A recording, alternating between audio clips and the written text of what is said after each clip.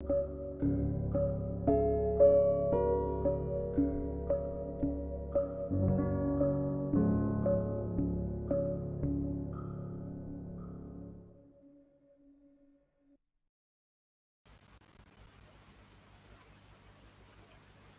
everyone, and thank you very much for finding time to be with us tonight. Thank you to the experts and to the participants who have already joined us. Firstly, let me introduce myself. My name is Sylvia, and I am a representative of Young Educators, a nonprofit organization based in Lisbon. And I'm very glad to be responsible for hosting this event today. To make better understanding for the participants, just a general information, with Pink Talks we are aiming to promote women's rights, feminism, and simply to talk about how is it to be a woman in the current times. And the second thing, just a little housekeeping before we get started. If you have any questions during the presentations, please type them in the question boxes in the control panel. I will make record of them, and I will bring them all up at the end of the presentations. Coming back to the point, today we are having our fifth event in the Pink Talks series, where we will be speaking about human trafficking. In this meeting, I have a great pleasure to host three speakers from different parts of the world, with what we'll be also able to get a wider overview on the issue. The first speaker I would like to introduce to you is Leah Rakovsky. Leah has been working as a project coordinator and research assistant at Banning Coordination and Counseling Center Against Trafficking in Human Beings in Berlin, Germany. She studied urban studies with a focus on migration and gender studies. Before she started her experience with Binyang, Leah worked at various counseling centers for migrants in Germany, Austria, and Belgium. Leah, with her presentation, will tell us about her significant work and explain the meaning and understanding of human trafficking. And Leah, please, you can start from here. Thank you. Okay, I will share now my presentation. Hopefully, you can tell me if you see something.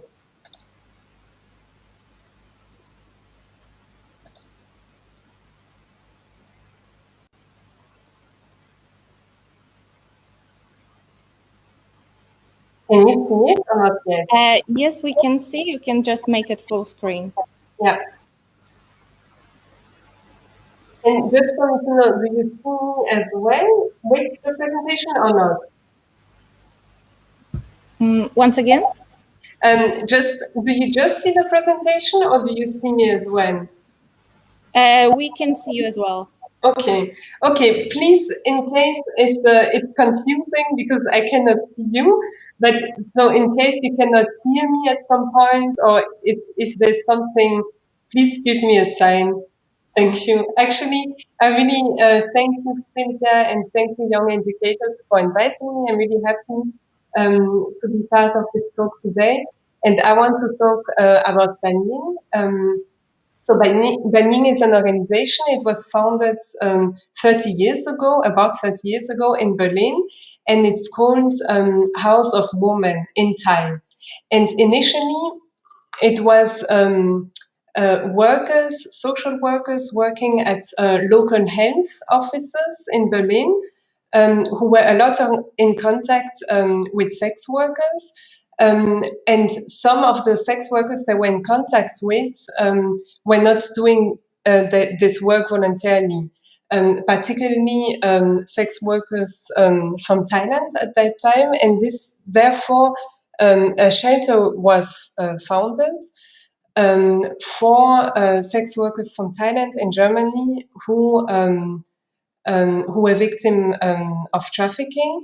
And you also have to know at that time the access to women's shelter was not so easy. There was also a lot of stigma towards women working in the sex industry, which still is the case, I have to say, but especially also at that time.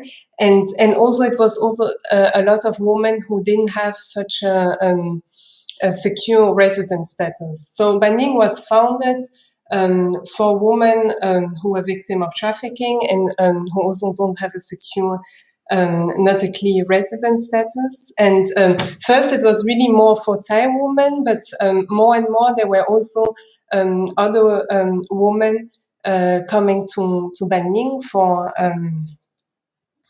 support, women from the Philippines as well, working as domestic workers and victim of labor exploitation, and in generally women from migrant women from Southeast Asia. But after the fall of the wall in Germany, there were also more women that were affected by exploitation coming from Eastern Europe, and in the last years also more from African countries and the Middle East. So nowadays, actually, Ban Ying is an organization that supports women from all around the world. Something I want to specify so that it's clear: we support any person who identifies as a woman. Exactly. So there are nowadays two main projects from Ban Ying. On one project is the Counseling and Coordination Center, and the other project is the Shelter. So at the Counseling and the Coordination Center, that's where I'm sitting now, we have one social worker, two cultural and language mediators, one person doing the administrative work, and me doing the networking and public relations. And we give mostly social counseling, but also legal counseling. We work very closely together with lawyers, and if needed, we also have legal counseling with the lawyers we work with. And in addition to counseling, what we also do is we organize events. That's especially the our language and cultural mediators. Something I forgot to tell you. So we have two language and cultural mediators for Thai and Tagalog. And my colleagues, they organize information events about different topic to inform about legal issues, social issues. One of the topic, for example, recently was laws regarding divorce, or also one of the topic was retirement pension. So we organize different events, also sometimes together with the lawyers we work with. So this is another area of work that we do at the counseling. And what we also do, we organize sometimes cultural events. For example, we celebrate, there's one important Thai festivity, which we celebrate with our clients. And also my colleague organizes cultural activities, visit to the museum or visit of Berlin, like different. So it's also, we do like community events, if you want. And the second project that we have is the Shelter, and this is a protected shelter for women who need, and it is anonymous, and it's for the women and the children. There's more or less 10 spots in the shelter, and there as well there are two social workers working there and two cultural and language mediators. Okay, I will go. So who are the groups that are coming to us? So it's women that are affected by trafficking in different areas of work. So they are either exploited in the area of care work, of gastronomy, of sex work and domestic work. And as you can hear, we are women organizations, and these areas, these work fields are also very gendered. Of course, if we would work with men a victim of exploitation. We would it would be more in the construction work or in the meat industry or in the agricultural work. It's themes that are also very gendered, and that's why the themes we are working with are very feminized themes. So that's one big target group, women that are affected by exploitation and trafficking in these areas of work. Another group, we are also supporting are women who are encountering difficulties in their marriage and whose resident status is actually dependent on the marriage.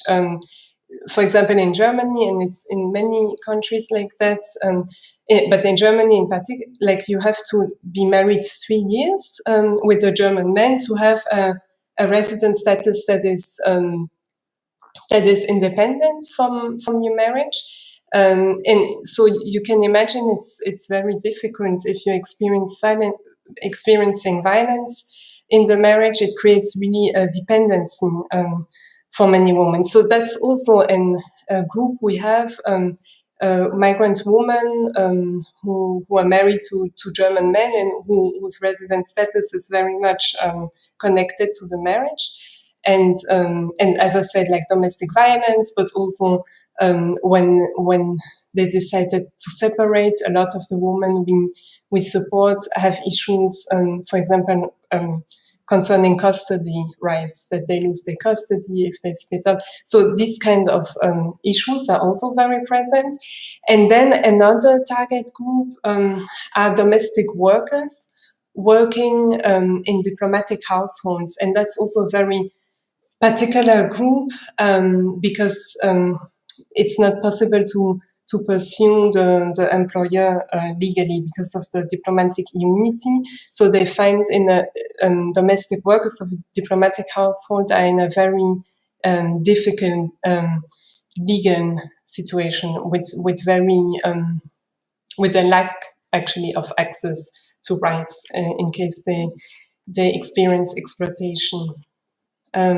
Well, actually, I have now. The topic of trafficking is often. I feel there's a lot of misconceptions also connected to trafficking, and it's often mixed with a lot of other topics. And I thought I would like with you to read this definition to be clear what are we talking about when we talk about trafficking. So this is the definition according to the Palermo Protocol, and it says that trafficking in person should mean the recruitment, transportation, transfer, harboring, or receipt of person by means of the threat or use of force or other forms of coercion, of abduction, of fraud, of deception, of the abuse of power or of a position of vulnerability, or of the giving or receiving of payment or benefits to achieve the consent of a person having control over another person for the purpose of exploitation. Exploitation should include, at a minimum, the exploitation of the prostitution of others or other forms of sexual exploitation, forced labor or services, slavery or practices similar to slavery, servitude, or the removal of organs. So it's a long definition. I think what is important to keep in mind is the means. What is exploitation? What mean is used, and this is by the use of force. So trafficking involves the use of force, and force can have different forms, right? It can be physical, psychological, and also what is important also it can also be force in the form of deception. That is, so it's a mean, and the purpose is important. So the purpose of trafficking is exploitation. I think these are two aspects: the how and what is the purpose? The means and the purpose are important aspects in the definition. And yes, as I told you, I think it's important to make it clear what trafficking is, because there's also a lot of misconception. And one of the two things that are often connected with each other is trafficking in sex work. And so I would like to tell you the example of two clients we have that illustrates why it's important to differentiate trafficking and sex work. So one story is the story of a Thai woman. She comes at 19 to Germany to work as an au pair with her aunt at her aunt's home. So her aunt is married to a German man, and they have a son, and they want to bring the niece to Germany to work as an au pair. And they organize the travels for her and the au pair visa and so on. And telling her that she will be working as an au pair for their child. But when she arrives in Germany, the aunt and her husband tell her that she have to work in the massage salon and prostitute herself to pay off the debts of the travel, which are very, very high and which she didn't know about. And so she's forced to sexual services and constantly under control of her aunt and her uncle. She's not allowed to leave the house, and she lives and works in that house. And then one day she managed to escape, and she finds the way to Ying, and she is going to court against her aunt and her uncle, and we support her in that for sexual exploitation. Okay, I will drink just a sip.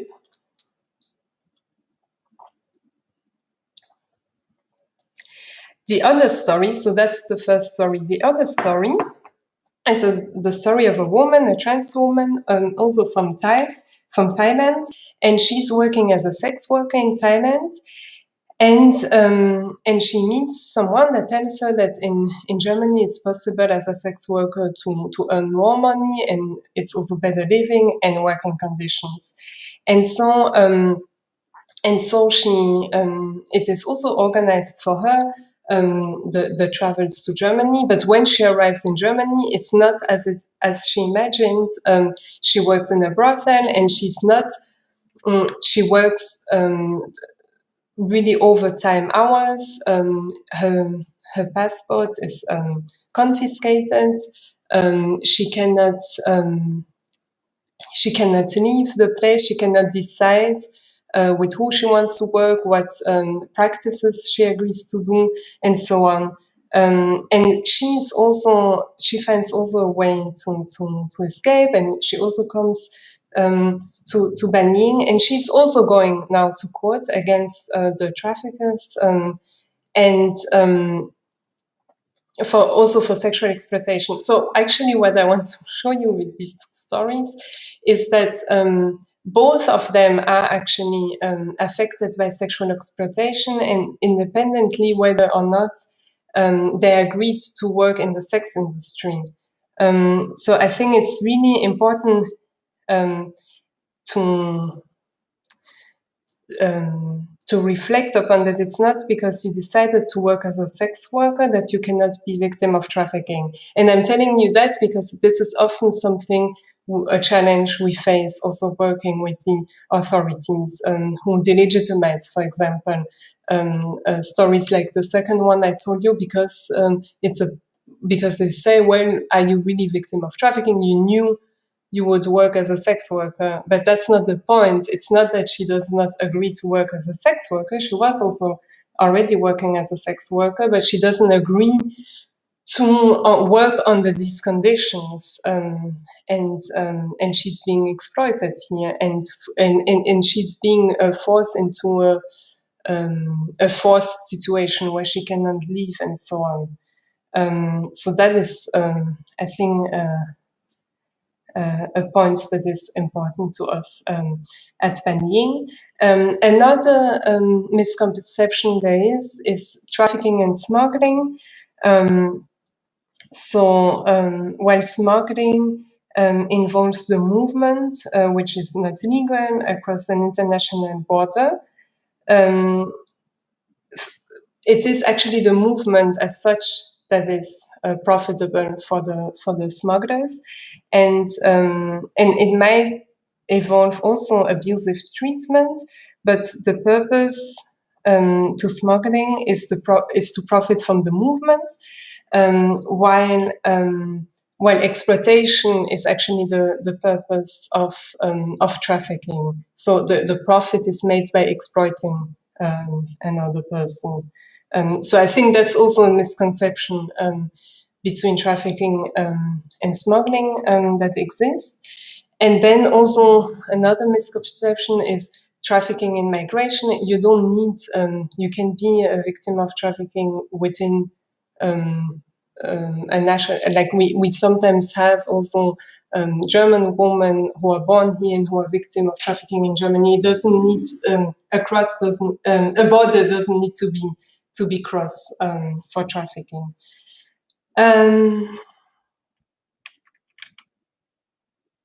So as I told you about banning areas of work, I told you about the counseling and the shelter. Another important aspect, because we recognize that trafficking is also a structural problem that we need to fight against in a structural ways by establishing contacts with partner organizations, by doing advocacy work, sensitizing about the topic, and so on. So one aspect of our work is trainings. We organize trainings for the police. Because one of the biggest issues with victims of trafficking is that they're often not identified as such. So that is an aspect that we're really working on, that the police has more sensitivity. Often, not only are victims of trafficking not identified, but they are also criminalized. So that's really important that we have a police that is sensitized about the topic, because sometimes the police is the first contact person of victim of trafficking here. So that's an important aspect for us. And also we do trainings for social workers who are, for example, working at asylum seekers centers, because we do observe, particularly in the last year, the intersection between victims of trafficking and asylum seekers that are victims of trafficking, and often they are also not recognized as such. So we also train social workers who are sometimes the first person also in contact with asylum seekers that are a victim of trafficking. And what we also do is, like today, like giving presentation at different events, different education programs, and so on. So that's a part of our work. Another part of our work is advocacy work, networking, exchanging with partner organizations on national level. We are part of the KOK, which is the German NGO network against trafficking. But also on European level, we are part of the platform for international cooperation on undocumented migrants, who works more on the EU level, and of course part of La Strada. But Suzanne will tell you more about it later. And the purpose really of these platforms is to exchange between different organizations and together to do advocacy work to protect and to, in the interest of people affected by trafficking and undocumented migrants. Another aspect also is research. We also are part of research projects. For example, now we are part of a big project with GetW, which is the Global Alliance Against Trafficking Women. And we do research in different countries in Europe and in Southeast Asia to find out a bit what are the migrant women perspective on the experience, what in their opinion, what policies would have been needed in their opinion to improve their life and still improve their life. And also it is a project to encourage and to give room for migrant women that were affected by exploitation to also be included in advocacy work. So that is also a field research, and of course we often are in contact with media. Either we are being contacted by newspapers or TV channels or so on, or we are if we have a specific topic, we take the initiative to contact them to sensitize about the topic. And then what we also do are campaigns, various campaigns. And there I wanted to show you a campaign because it was done by my predecessors, and I find it a quite interesting campaign. My predecessor was thinking particularly with domestic workers that are exploited, that are affected by exploitation. It is a group that is also not so easy to reach because they are often quite isolated as well, especially domestic workers working at diplomatic household. They also live and work in at their employer's place. So my colleague was thinking, how can we reach to them? And the idea was to create posters that look like advertisement. And like you can see, it looks like a cell phone advertisement, and on the right it looks like a soap advertisement. But actually, what is written in Thai and in Tagalog is. Are you working overtime hours? Are you not paid your whole wage? Question mark. Then contact Ban Ying. And the idea was a bit that the employer cannot understand what it is about. It looks like an advertisement, but that people that might be concerned, that might having issues in their work, the domestic workers can read it and can keep and can get in touch with us. And in these posters and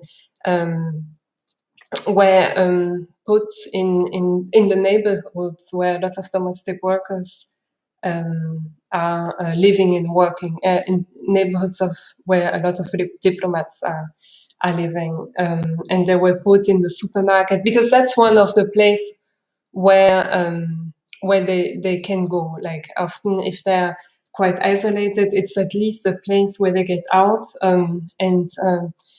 For example, to buy groceries, and that's why they were put in these places. So that's also one of the work we do. And I think I'm gonna pass on the political demands because I think Suzanne will talk a lot about it as well. And I do see that I'm totally over time, so I'm sorry for that. I think I will stop now and maybe contribute to the discussion later on. Well, thank you very much for listening, and I'm really excited now to hear about our two experts following me. Thank you. Thank you very much to you, Leah. It was very interesting and insightful, and I really loved your presentation.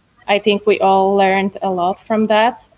And next speaker is Suzanne Hoff. And just for the audience, I would like to mention that Leah and Suzanne are connected by the organization. So Ban Ying is a member organization of La Strada, and Now I would like to introduce to you Suzanne, and I also saw that there are some questions already popping up, but I will keep them for the end of the presentations, and then we will talk about them.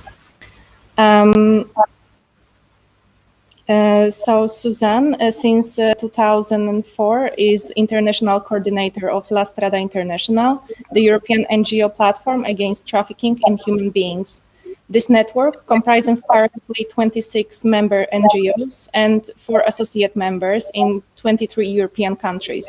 The overall aim of La Strada International is to prevent trafficking in human beings and exploitation in Europe, and to protect the rights of trafficked and exploited persons and ensure their access to the justice. As international coordinator, Suzanne Hoff manages a broad range of tasks, including strategy planning, lobby and advocacy, and representation of the platform, next to coordination of European projects and research on the issue of human trafficking. Before La Strada International, she worked for different NGOs like Caritas Netherlands, the Dutch Center of International Cooperation, and the Dutch Refugee Council, as well as for the Amsterdam Mayor's Office in the International Department of Amsterdam Municipality. Most of her work focused on human rights and the situation in Central and Eastern Europe. And now, Suzanne, I'm honored to invite you to speak more about your interesting work and your occupation.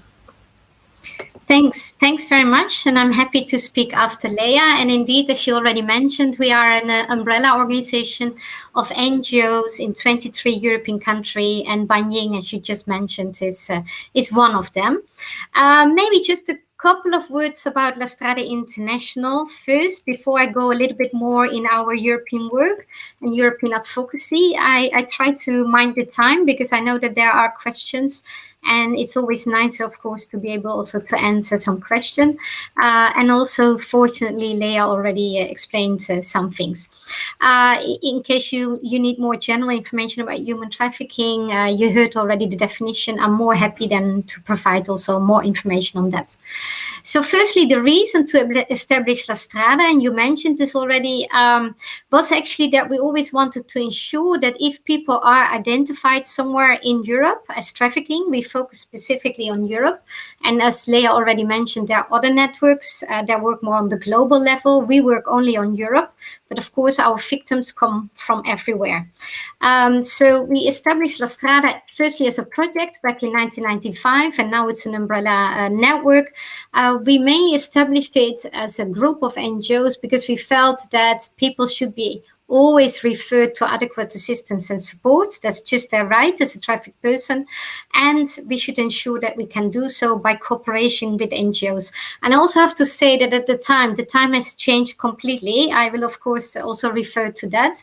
But at the time that La Strada was established, and a lot of the European NGOs were established that work still today on human trafficking, there were not many structures in place yet. So it was really NGOs who took up the issues before governments did. And so we were referring victims to each other. And also human trafficking is very often a cross-border crime. But I'll get back to that. Since the establishment of the first project, and actually we exist 25 years this year, a lot has changed in the anti-trafficking field. I mentioned it already. Trafficking was mainly seen as an exploitation of women who were forced in prostitution. And nowadays, all over the world, we look at all forms. We look at trafficking of women, trafficking of children, trafficking of men, in prostitution, but also in other forms of exploitation, as Leah also explained. So it could be agriculture, could be construction. There are actually quite a lot of sectors in which people can work that are prone to exploitation and abuse, unfortunately. And it's actually happening all over Europe. Sometimes we get the question, where does trafficking happens the most? We can really not answer this, because you can have a country where there is a lot of domestic trafficking, also because of maybe lacking labor laws or lacking of a very good human rights-based situation. But you can also have Western countries like my country, where I'm based in the Netherlands, where actually we have good rights and we have good labor laws, but still a lot of people might become a victim of human trafficking. So it's very difficult to say where trafficking happens the most, but I'll go a little bit more into the root causes and on what we see on the trafficking. One thing I would like to say more about trafficking, as I said already, it's not only trafficking for sexual exploitation or labor exploitation. It's both legal labor, but it's also very often irregular labor. For example, the sex industry was mentioned, but also domestic work. And also we see that people are sometimes forced to commit criminal activities or forced to beg by others, and then all the earnings have to be given away, or people have to deliver certain services. That could be criminal activities, for example, drug trade or drug trafficking, but it could also be legal services again, but they do this irregularly and are exploited while doing those services. Also, what is under the definition, and Leah already gave the definition, there's also organ trafficking, and this falls also under the legislation of human trafficking. I must say that in Europe, and maybe that's different for the US, but in Europe, we mainly see cases that are referred to us are cases of sexual exploitation and cases of labor exploitation, and increasingly also forced criminality. We do also see forced begging, but we do not see so much cases of organ trafficking, even though we know it exists, and even though you do read about it in the newspapers, we do not get those cases referred. And I think that's one of the issues that Europe should really ask more attention about, because not so much is known yet. The positive thing about everything that happens in the last, let's say, 20, 25 years is that you now see that you have very good international and national legislation. There's a lot of European legislation in place, and that's all translated at the national level. And I can say that nearly all the countries in the world have actually criminalized human trafficking. So we as an NGO, we have a framework we can work with. Also, countries have established national rapporteurs, they have established special institutes, they have established a national referral mechanism, and I know Sandra will later speak about it. So there is a lot already in place, and that's quite positive. However, we as NGOs, and especially also at the European level, we see a lot of gaps still. So we see that a lot of the things that should be in place for victims of trafficking, for example, adequate assistance and support, shelter, access to remedies and compensation, is actually not in place, and victims do not receive the adequate assistance and support they deserve. And moreover, more concerning is also that a lot of victims themselves do either not self-identify, or maybe they fear to report the crime because of their situation. They can be undocumented in the country and they fear to be deported. Either maybe they cannot escape, so they cannot escape from their situation, or they simply do not have the information who to turn to, or they are afraid of the police. So that's quite difficult also for us, because of course we want to help victims, but if victims are not referred to us, and if no one sees them, then of course that's a quite difficult issue. Let me then also explain you a little bit more, and I'm not sure how many of the people on this call actually know a lot about human trafficking and the situation, but if we look at the European and the global context, there are, of course, global estimations, and the global estimations, they relate actually not really to trafficking, but they relate to people in situation of forced labor or modern slavery, which have definitions that overlap with human trafficking, but they're slightly different. Anyway, I will not go into detail because it's quite legal, but ILO, the International Labour Organization, and Walk Free, they estimated in 2017 that at any given time in 2016, an estimated amount of 40.3 million people were in a situation of modern slavery all around the world, so globally, including 24.9 million in forced labor and 15.4 million in a forced marriage situation. And this means actually that there are 5.4 victims of modern slavery for every 1,000 people in the world. So this gives you maybe a picture. I have to remind you that these are estimates and no one knows exactly what the actual situation is of human trafficking. Because as I said already, a lot of the victims are hidden. It's a hidden crime. So that's very difficult to say. And we can also not really say if trafficking is increasing or decreasing. The problem with that is that we have the estimations and at the same time we have the registration figures. For example, an organization like Ying assist people and they register that and then they inform their government, and maybe other NGOs do the same, like KOK was mentioned as a network, and then they gave those registration figures to their government, and the government then reports to international organizations like the European Commission, for example.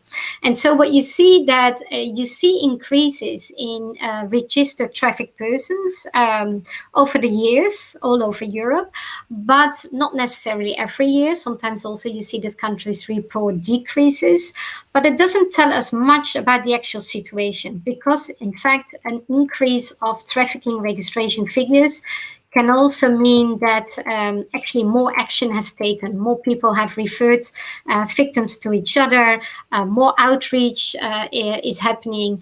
And so that's why sometimes it gives us not exactly the picture. So we do know how many people were referred to us, we know how many were assisted, we maybe know how many people got a visa. That data is available, but the actual amount of human trafficking cases in Europe or globally is actually not known. And that's, of course, very difficult, but that's something we have to work with all over the world. And nevertheless, even though that is a gap, nevertheless, we know that thousands of persons are trafficked in Europe and millions of people are trafficked all over the world. So it's enough to ensure that, to call for adequate assistance and support. So let me say a few words about what we do. La Strada works very much from a human rights perspective, and that's fully in line with what Leah from Ying already explained. That means mainly that we oppose all the anti-trafficking measures that undermine or adversely affect the human rights of the people concerned. And we see human trafficking both as a root cause and a consequence of the violation of human rights. And we see that the causes for human trafficking are quite diverse. It could be due to global inequality. You have poor people traveling to another country where they're much more vulnerable than the national population and forced into all kinds of services or work. You have gender discrimination. We see in Europe, but also globally, that in particular women are quite vulnerable to human trafficking, and also children. We see oppressive social structures. We see exclusion, so minority groups, people with lack of access to education or employment are more vulnerable. And of course, we also see political instability, armed conflicts leading to large group of people feeling forced to migrate and to seek work, safety, and stability elsewhere. So that is the group of people that might end up, not necessarily, and you see also, of course, that people from a safe environment, from a Western country, can in principle become a victim of human trafficking. But in general, we see that those root causes that I mentioned are among the causes for each person to be trafficked. We also see the demand for cheap labor for our products, the globalization, and also the deregulation of labor as an important issue that has led to more exploitation and abuse. And this is something that we advocate for to have to see it changed.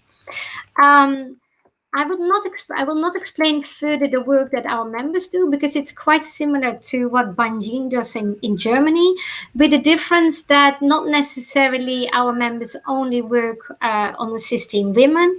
Some also assist men, some also assist children, some assist only those people that have worked or were forced to work in the sex industry, while others actually work more with, for example, victims of domestic work or other sectors.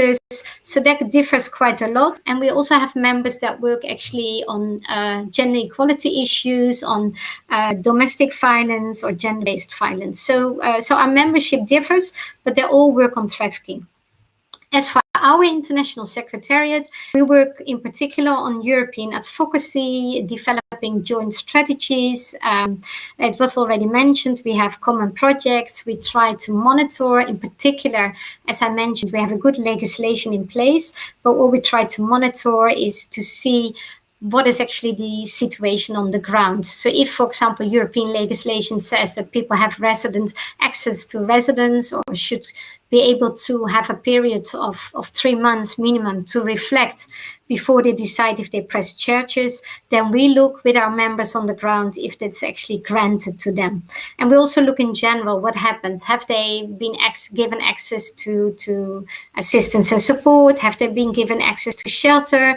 Have they access to their papers? Are they not forcibly returned? We see that a lot of victims of trafficking are still detained in Europe, or they're denied access to country, even to apply asylum. So that are a lot of the issues we worry about. And we always say, please, to states, please follow the European legislation, also international legislation, and ensure that victims of trafficking have adequate access to assistance and support. Then lastly, what do we advocate for? And I would like to mention a few things, because I also know that Leah had no time to further look at those issues, and I mentioned some already. The first issue we really strongly lobby for at European level is unconditional support. We feel that it should not be important whether a victim is willing to testify or whether there is a successful court case in order for the victim to get assistance and support. And unfortunately, all over Europe, we see that mainly only when there is a successful court case, people really get the assistance and support they deserve. And if a case is not successful or there's hardly any evidence to start a prosecution against the trafficker, or if the person is not able to act as a witness or not able to testify, or if the person is already removed for the country, then we see that the people is not referred to adequate assistance and support. And so that's a very concerning issue.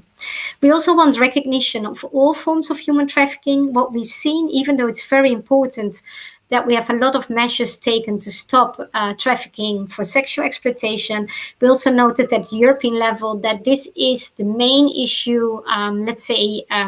The European governments are mostly concerned about. Even though this is changing, we really call for sufficient attention for all the forms of human trafficking. I mentioned already trafficking of people forced to beg, but also for organ donation.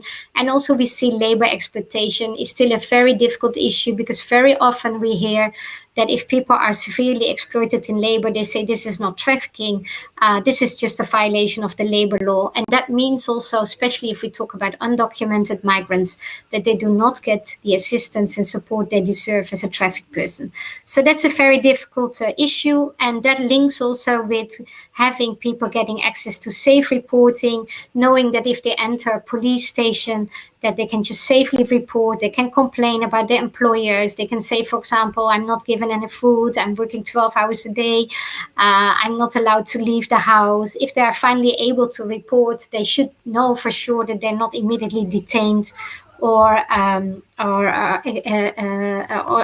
forced to leave the country, back to their home country, because that makes people very hesitant to report. So access to residence is another issue. We also lobby strongly for fair migration policies and access to justice, and that means more information to victims, legal support. You very often see that there are a lot of restrictions for legal support. Also information about court cases. We hear at the daily level that people have a court case and then they're not informed further about the procedure. Sometimes they have to wait very long. A court case can last for several years. And also we have been strongly advocating for more access to compensation and also to claim back wages, so to get the money they deserved for the work they did, even though the work might have been not regular in the country. So even a domestic worker or a sex worker should have access to the profits that their trafficker made on them. Lastly, also fair labor rights. I mentioned it already before, and non-punishment.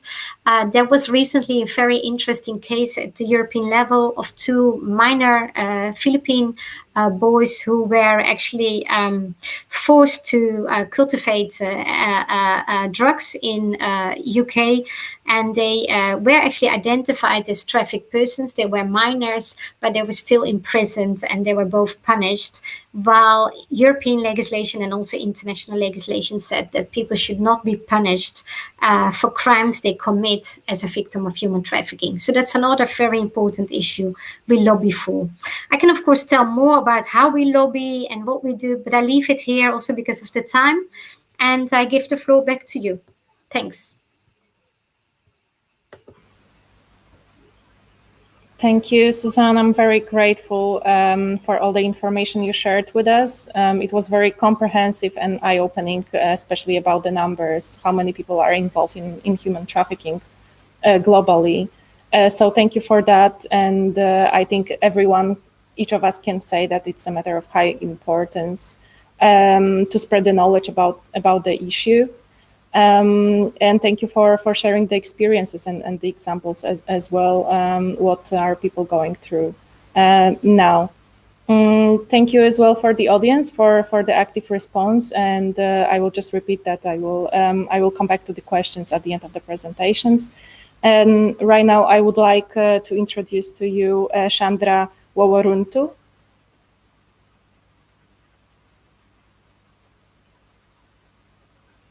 Shandra is the founder and CEO of Mentari Human Trafficking Survivor Empowerment Program. She is a survivor of human trafficking and domestic violence, and now lends her voice in the fight against human trafficking and modern-day slavery at a global level through raising awareness, education, advocacy, lobbying, and legislative change and empowerment. She is an expert in trauma-informed services using a client-centered approach. In 2015, Shandra was appointed by former President Barack Obama to be a member of the first United States Advisory Council on Human Trafficking. Shandra was given lectures to colleges about human trafficking as well as trauma-informed journalism. She is a member of Alliance 8.7 and is a Vice Leader to the United Nations. Shandra has been honored by multiple organizations and has been motivational and inspirational speaker at events for institutions around the world. Most recently, she was a 2017 L'Oreal Women of Worth National Honoree and was the one of 2020 top 100 most influential Asian Americans in New York politics and policy. Recently, she co-founded Asian Network Against Violence.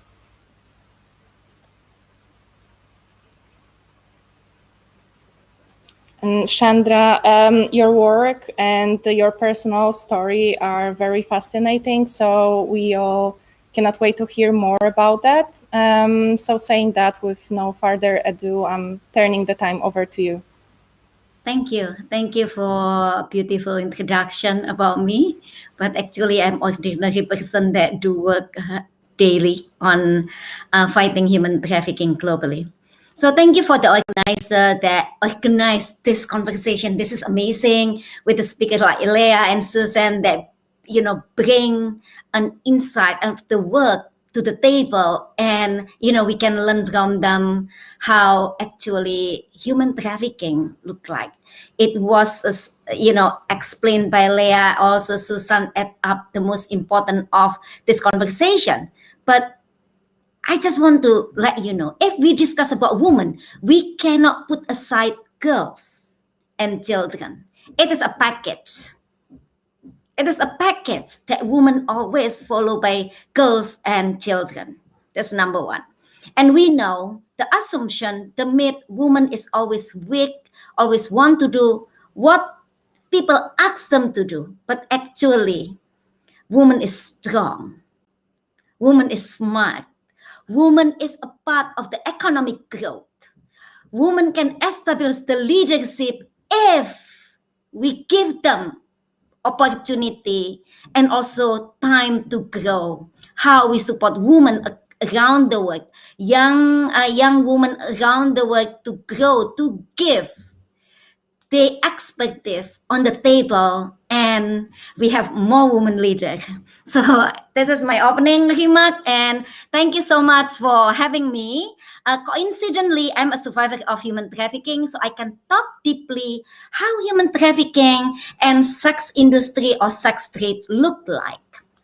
I was brought to the US, and the fact people that exploited, women that exploited and trafficked, mostly people of color, mostly migrant that brought to that country, whether to Austria, whether to to Netherlands or to Vienna or too many different places. Mostly people that in this situation, women of colors, children of colors, and also migrant workers that trick into the situation.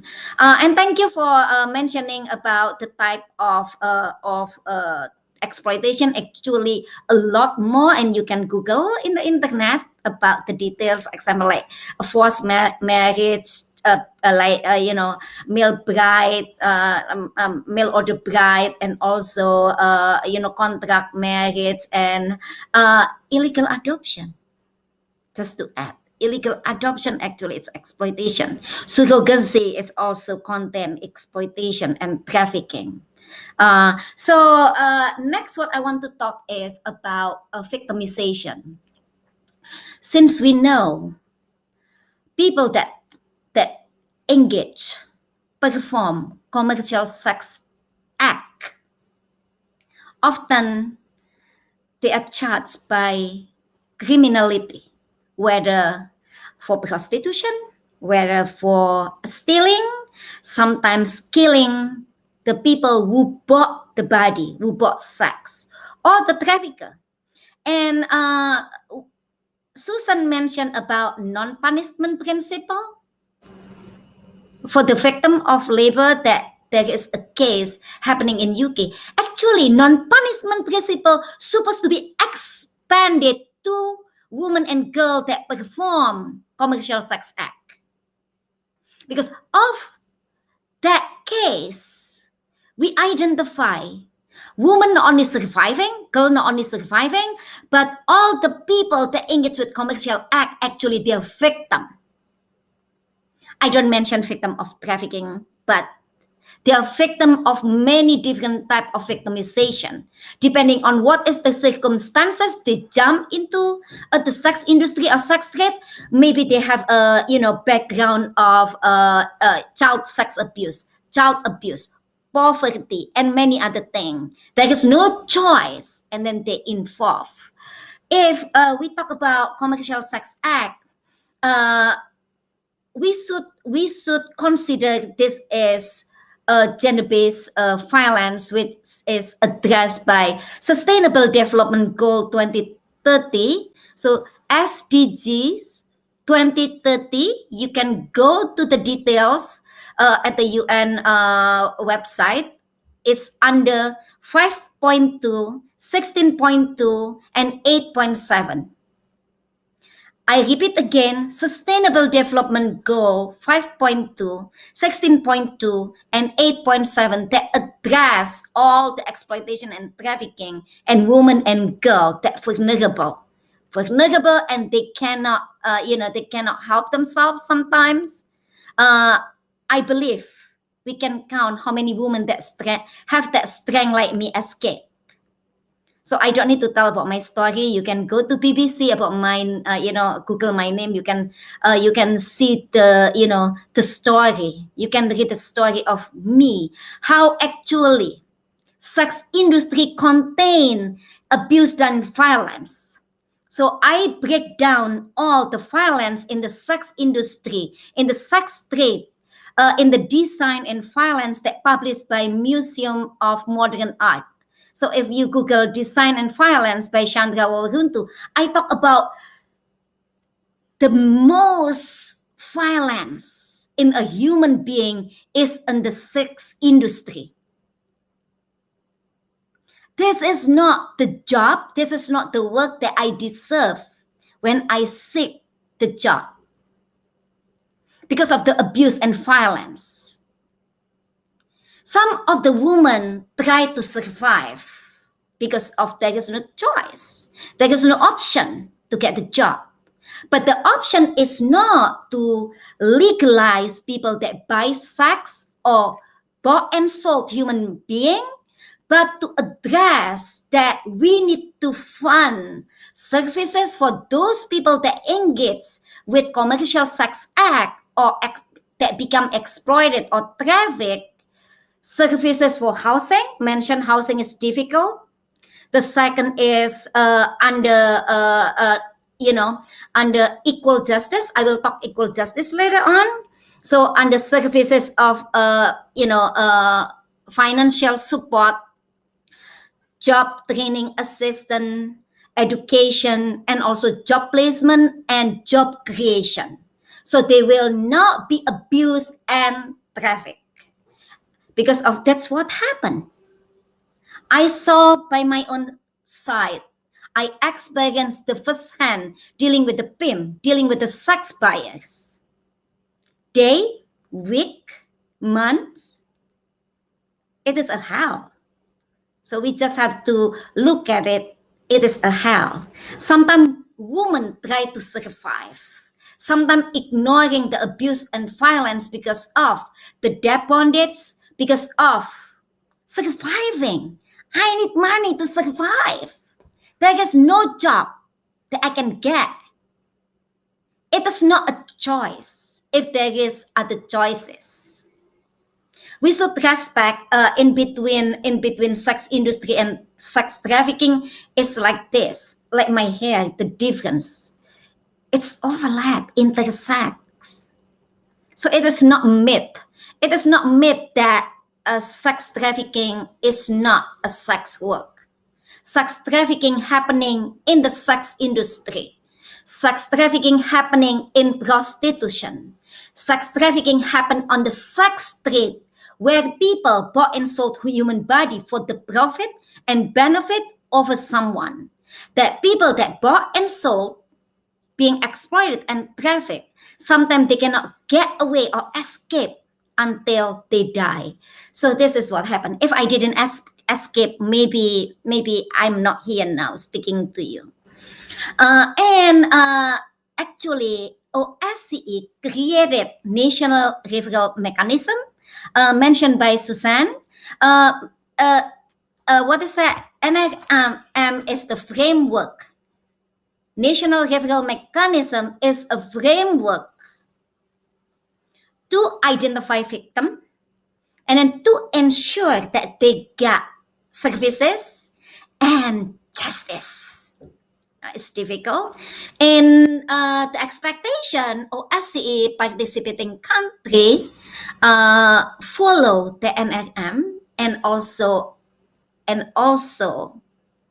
implement and enforce it. It's difficult because sometimes the government have their own. Example, UK have their own NRM. This is very challenging to implement and also enforcing that framework. And the new one will be established soon. And also during the pandemic, actually it's affected human trafficking, modern slavery, or you want to call modern slavery, affected people that traffic in the house as a domestic servitude. It's affected people that engage with commercial sex industry, engage with in the farm. Because why? It's pandemic, lockdown. The hospitality didn't operate, many different difficulties. So UN Women, OSCE under ODIHR, and myself, and also other leaders engage with the survey to identify the policy recommendation to the OSCE participating countries and also globally, the need to strengthen the victim identification because of now during the pandemic, actually the demand on commercial sex act and virtually is higher, increase million, like porn industry increase, and then abuse material, sex abuse material on children increase. Usually we call it like porn, a porn photograph, like it's not a video but it's a picture.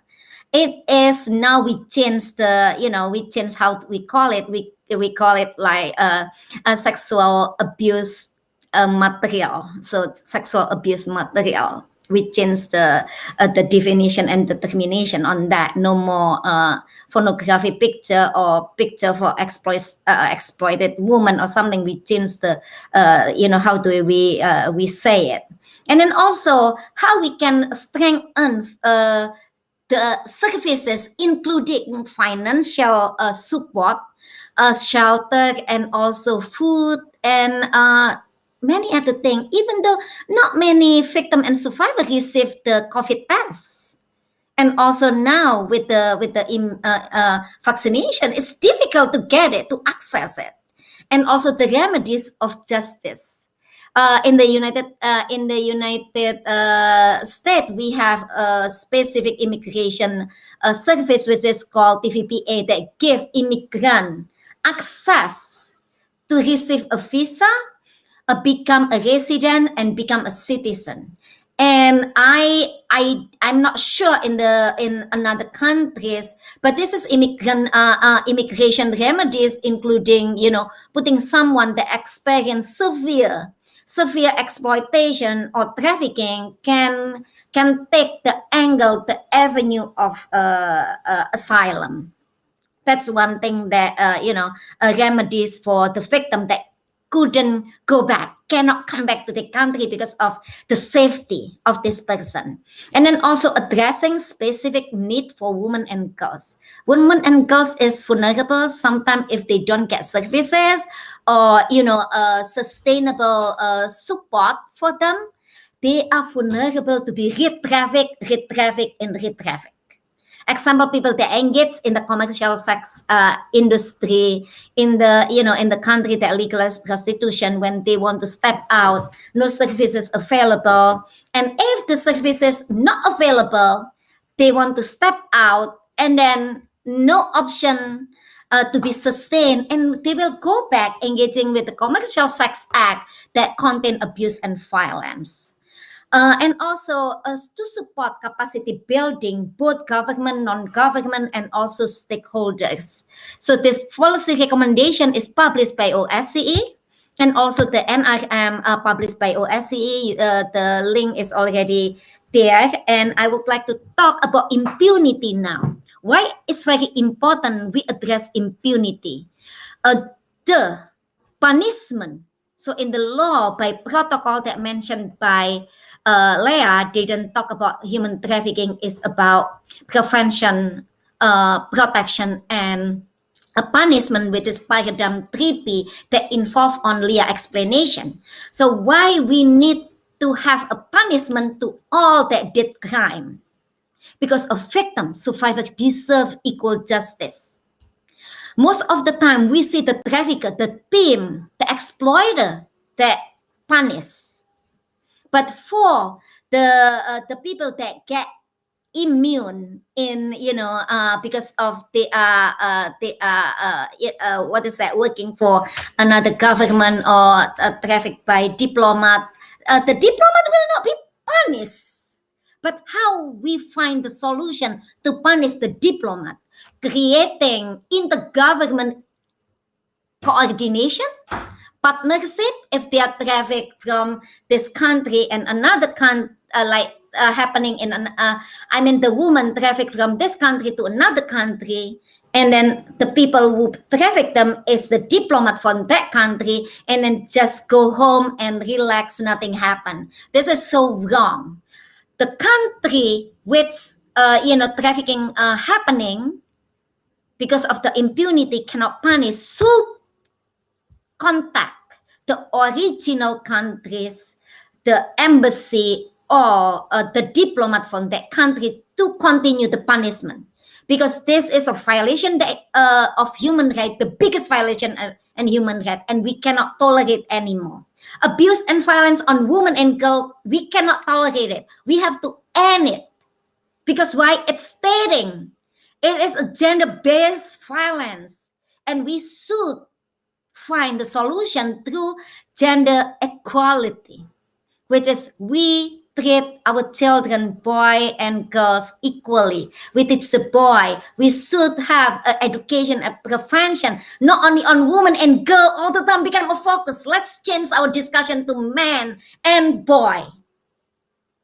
It is done. Woman and girl always get blamed. The victimization, we always get blamed. Let's change our conversation.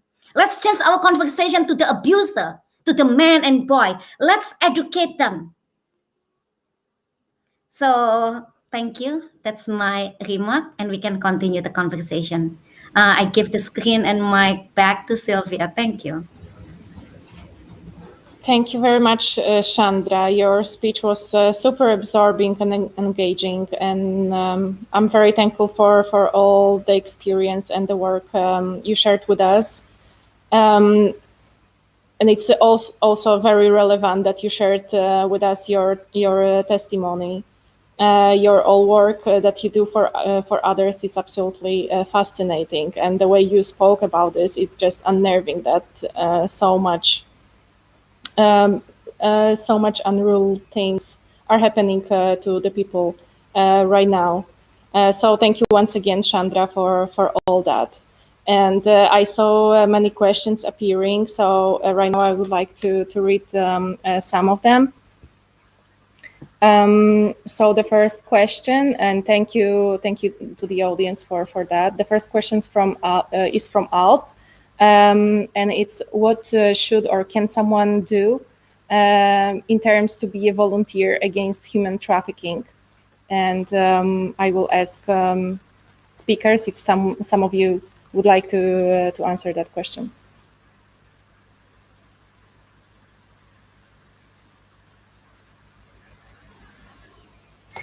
I'm happy to answer, but I think maybe we can also have a couple of questions and then we can all react to those different questions.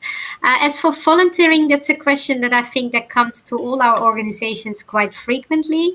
Of course, what we normally say, I mean, it's already important that people inform about it, maybe refer, maybe they can indeed in their own community take actions. And I would always advise, instead of, very often we hear people want to start their own NGO or their own work, look at which is an NGO maybe in your neighborhood, maybe you can work with them. And then of course it depends very much on what that NGO is doing. Volunteers are used in a lot of different organizations.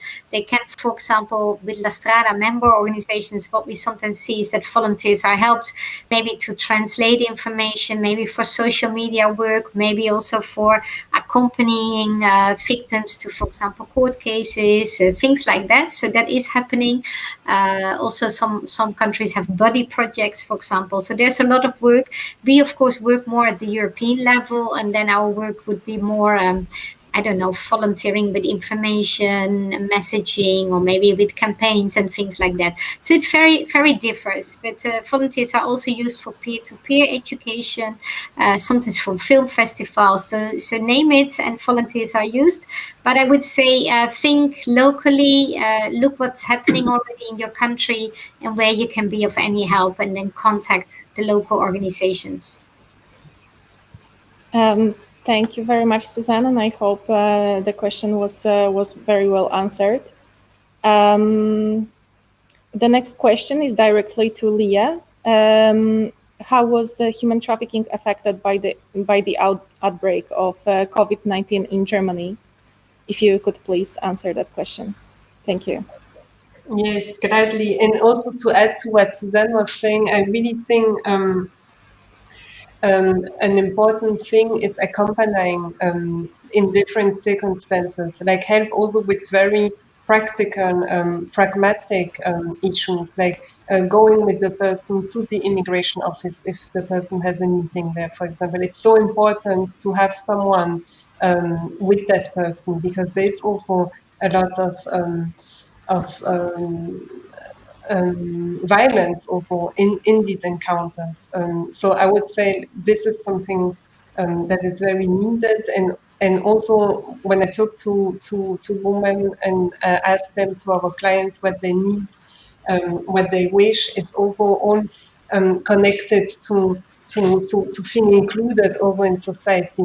For example, through language. I mean, in Germany, German is also a really difficult language, but it's really something to have like a tandem, also like to have an exchange with someone that speaks the language and also learn in a fun way. But these are just some examples. But I think it's also volunteer. I need it for also very like practical, pragmatic issues, and connected to the question to Corona. I'm a bit careful to give too fast conclusion. I mean, it's been a year and it's difficult to see. Like, I don't want to know whether trafficking has increased, decreased. I cannot answer that. Anyways, in the field of trafficking, it's always a very blurry number. I can give some observation we made at the counseling center, but I wouldn't generalize. But for sure, what we observe is a precarization of people who work already in precarious jobs. I mean, you can imagine gastronomy, and when everything is closed, there's no possibility to have access to salary, and also for people who don't have a resident status, there's also no access to social help or to so that's for sure. And what we observe is more, what I can tell you more is that the Corona crisis situation has made it more difficult for people to access help. I mean, we observed, for example, last year that way less domestic workers were coming to us to seek to help. And we really think that through this crisis, they are also being very much isolated, because now they are always with the employers at home. So it's maybe more, it's harder to access support. And in general, also a lot of isolation. The whole bureaucracy is slower, which is also difficult for people waiting for documents, waiting for social help, waiting. The whole bureaucracy got slower, which is also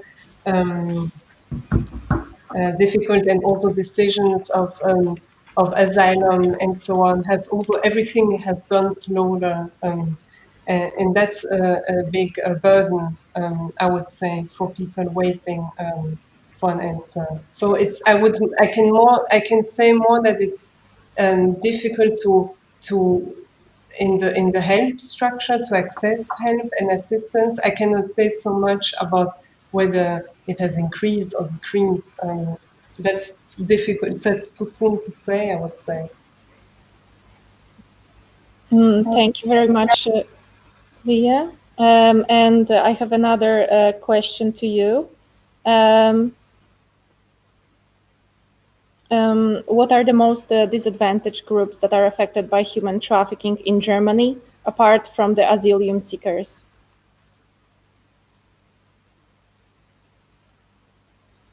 I don't know if it's so specific to Germany. I would say definitely that people, but it's not so much German. But yeah, as I said, I don't think it's so much Germany, but people who don't have clear residence status, many are very much disadvantaged, because there is, as Suzanne says, and as Shandra, there is a lot of impediments for people to report about violence and exploitation if they're not documented in the countries they're living. That's, I would say, it's a very vulnerable group.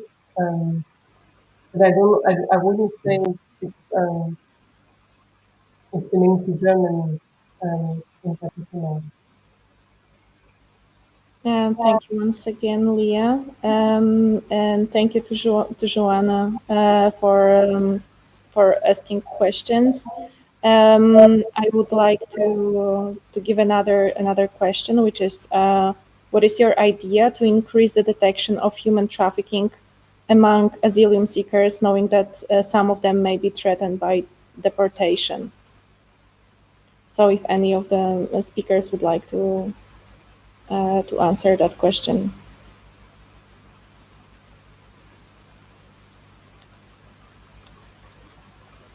Well, I can start and you can add. I mean, the point is that it might be relevant and very crucial actually if someone is in the asylum process or that it is known that they're a victim of trafficking. It might also influence how the interrogation is going. There is in the authorities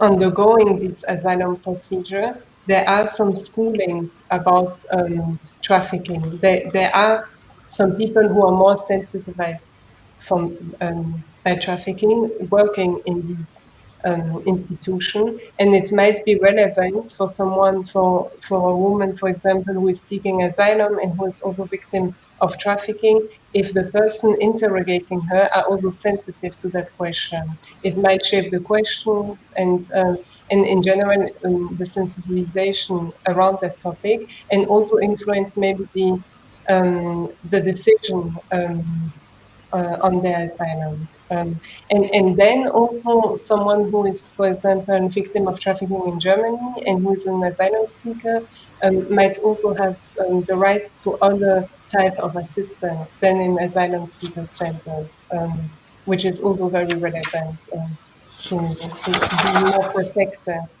So that is why it's very crucial that that people are also identified in asylum seeker centers. Yeah, and maybe to add to Leah is what we really focus on. I mean, of course, a lot of people are trained that work with asylum seekers and refugees, among others also by our members, but also by other actors. The Red Cross is, for example, also very active on this issue. So it's also very important that we reach out in detention centers, but that indeed people, when they are questioning asylum seekers, and when we look at their asylum claim, that immediately there is the awareness that maybe these people are a victim of human trafficking. I have to say that you saw really over the last years, you saw a big increase of much more attention for that fact. And then also we saw in different European countries that more asylum seekers were identified as presumably trafficked. In general, there's a lot of studies that show in general that they're quite vulnerable. Unfortunately, you saw then that, for example, different European countries like Germany, like the Netherlands, immediately started again to discuss that people were making use of the asylum system, that maybe people were not really trafficked, but they just made use of these possible rights. And also we saw a lot of people had doubling claims. So they had to go back to, for example, Italy or Spain. And then you saw that countries, including the Netherlands, then took measures to say, okay, then people better go back first to Italy or Spain and maybe then report the crime. We can probably not see anything here. We cannot prosecute.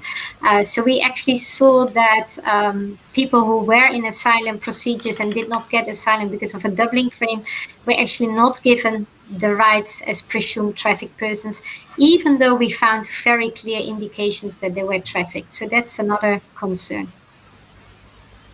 Thank you both, Leah and Suzanne, for answering this question. And now we have another question from Morgan. Can you say something about substance abuse among victims of human trafficking? Is it very common?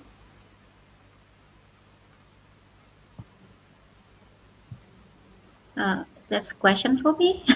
Yes, it's very common because of sometimes the trafficker is, or the exploiter or the pimp give a drug or alcohol to the victim. Sometimes through manipulation when they start grooming the victim. We don't talk about grooming today. When the trafficker or exploiter or pimp groom the victim, usually they use drug and alcohol. When they start addicted addicted to the drug, the pimp will sell this woman or girl to the buyers.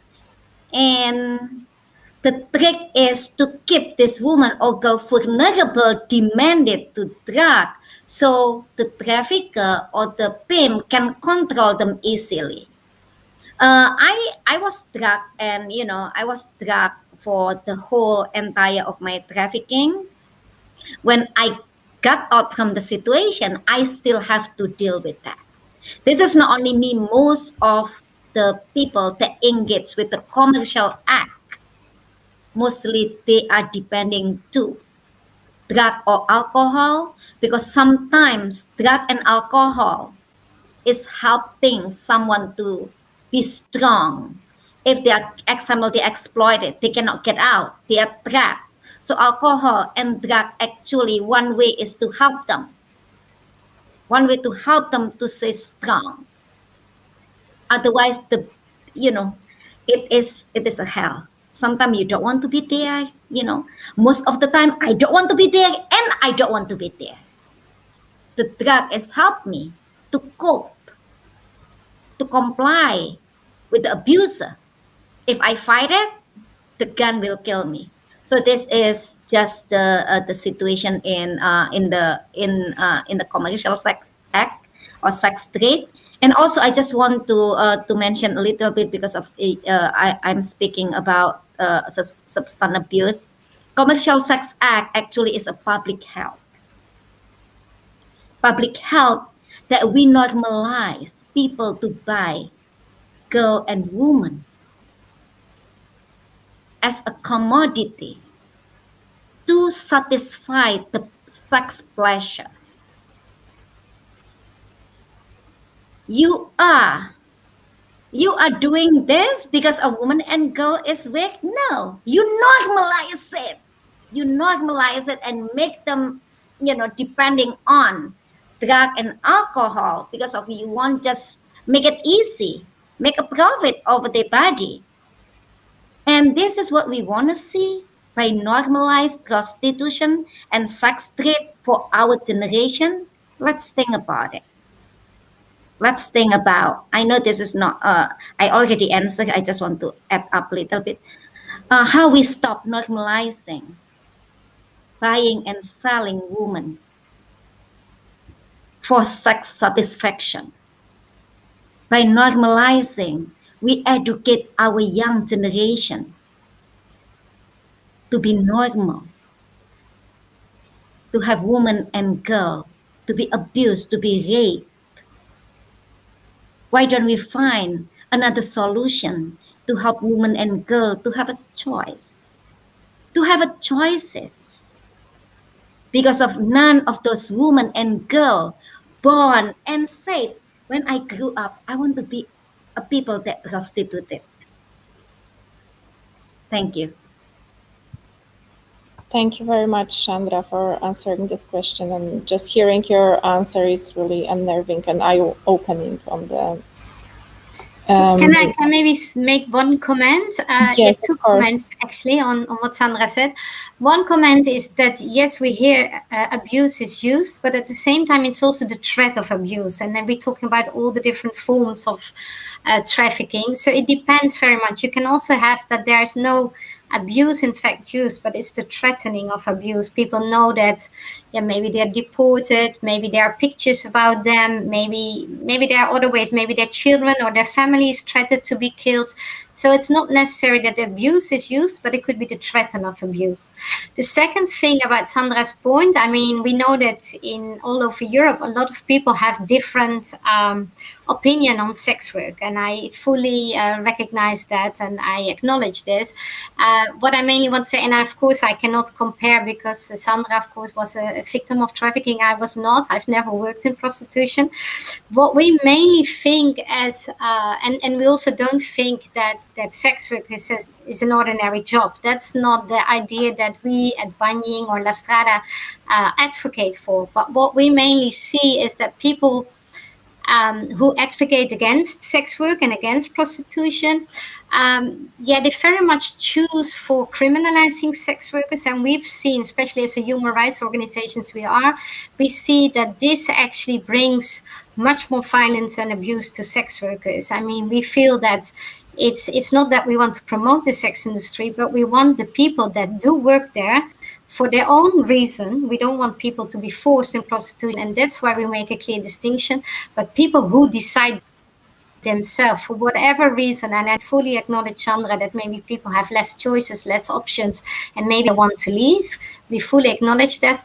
But people who live there, we do not help by criminalizing them, making the situation much worse for them. We hope that by giving them more power, labor rights in that sense, or rights in general, right to information, they are empowered maybe to leave and then help for themselves.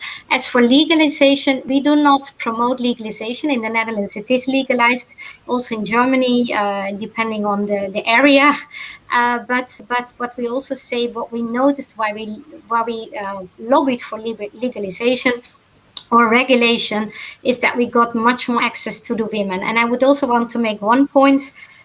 It's not only women and girls, it's also boys and men who are exploited in sex work. Secondly, and I do very much believe in the gender aspect of human trafficking, but nowadays it goes a bit like, and that's what I very much like also what Sandra said, women are strong, but it works very often also against women, as if women and girls have to be helped. But what we see is there could also be female traffickers.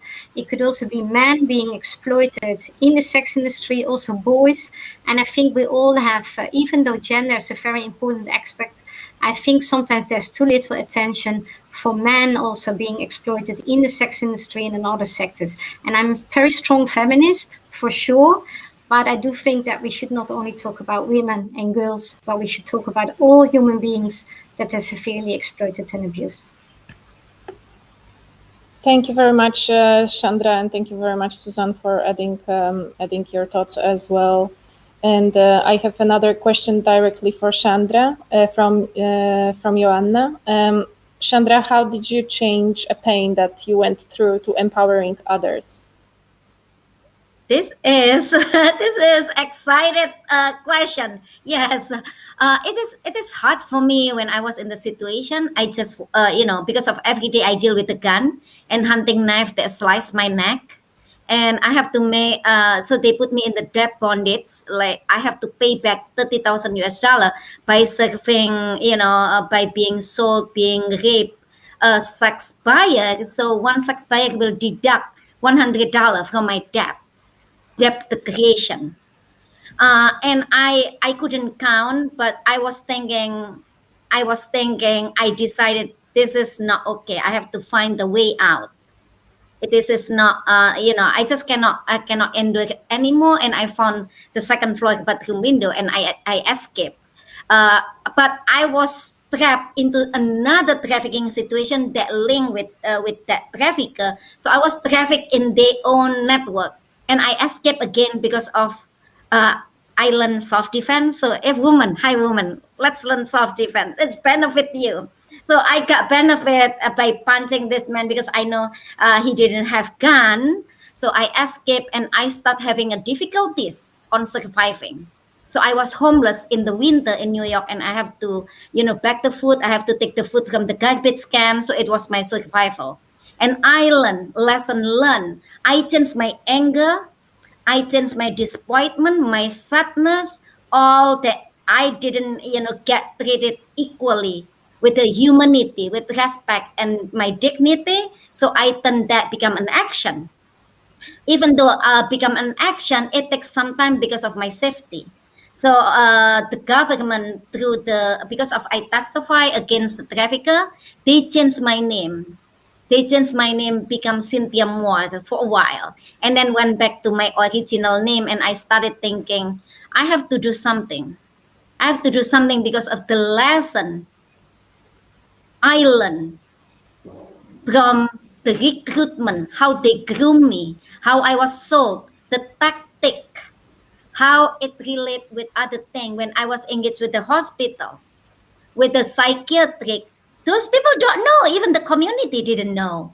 So I learned I have to do something. So I use my story, I use what I learned to make changes. And I call everybody to be a part of solution, because if I cannot do it alone, Suzanne and also Leah, Sylvia cannot do it alone. We have to come together. We have to come together. And I started talking, and people make a fun of me. They call me Asian chicken, because of I'm Asian. And over here it's mostly like, white power privilege. So I didn't give up. It's difficult not to give up, because of they think women always weak, but I'm not. I'm not this kind of people. I have to put my energy, my time, my passion and compassion become an action. And we all, to young generation, we can do it. I believe in you. If I did it, I become who I am now. I'm nobody.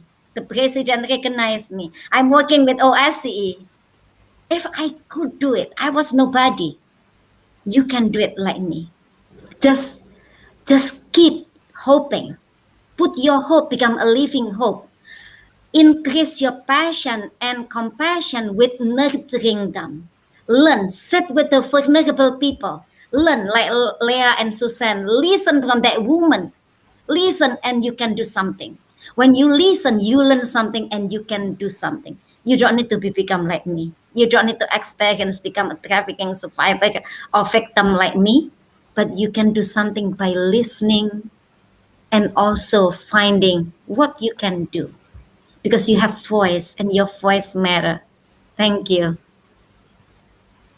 Thank you, Shandra, for saying that. It was very empowering, and it's so good to hear you and get the motivation from you to act. And I have another question to you that it's a bit connected to what you were saying. Morgan is asking, what was your motivation to fight for yourself while being stuck in the sex industry? Because I didn't deserve to be sold. I didn't deserve people abuse me and rape me. I didn't deserve. And it was type of the job to be raped, to be abused. This is underlined. It wasn't a type of job that I deserve as a human being to be raped. Because the job not supposed to use my organ body, my body. It is not type of job. Even my trafficker always said, start working, go to room number 1, go to room number 2. That's not job for me. It was a rape because of I was under trap.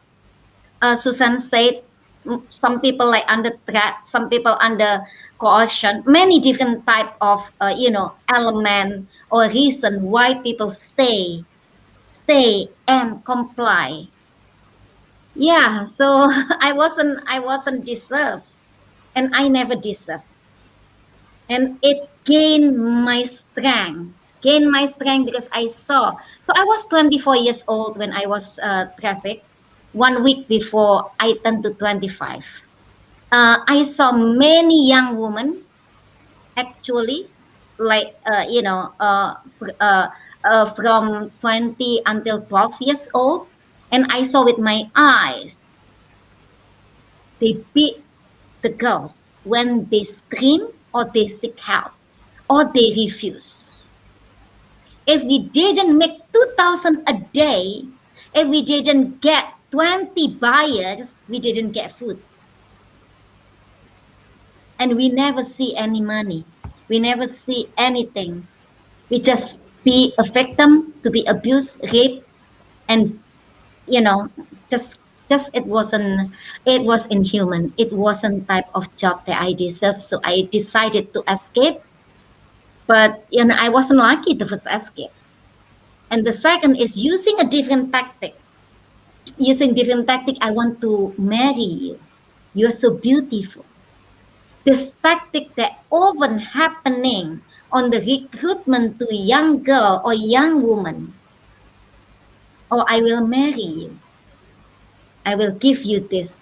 And the fact I was re-trafficked again and I escaped again because I didn't deserve to be sold.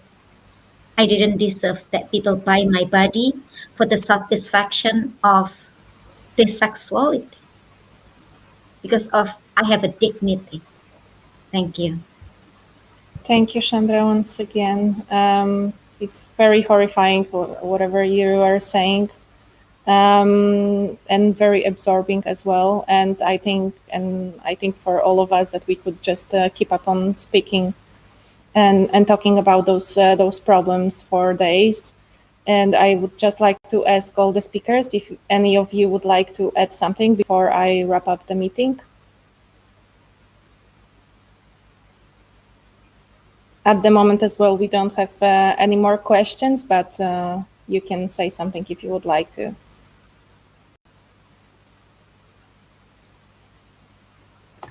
No, just to thank, and I think our informations are online, so people can just look. I will send the statement again. I heard that the link is maybe not working well, but just thank you and contact us in case of any other information you need. Okay, so I want to respond the first question and will be my closing. When you see how you can get involved, you can use your voice. You can use your talent. Example, you like to paint, you like to sing for the freedom. If you like to engage with advocacy, call your politician, engage with the organization like Strada to do advocacy, engage with the local organization to give your time and energy. If you have money, you can donate, but your time and energy, your voice is matter. Thank you. Yes, and I would also add to what Chandra said that one very important aspect is that you organize to raise, raise awareness about these issues. It's a topic that is not talked enough about and not reflected upon enough. And I think really one of the first key is to sensitize and raise awareness. So thank you really for organizing this. And thank you to all of you. It was really a great pleasure of meeting you today. Thank you to all the speakers for the very absorbing presentation and speeches and the empowerment words. And as well to all the participants who stay with us up until now. And I just would like to say that this meeting was recorded and will be available to watch on our YouTube and Facebook channels of Young Educators. And we will also expect next event in the next 2 weeks. There will be another Pink Talk. So for today, thank you all once again very much. It was super nice meeting you. And I hope we will stay in touch. Thank you and have a great evening. Bye-bye. Bye.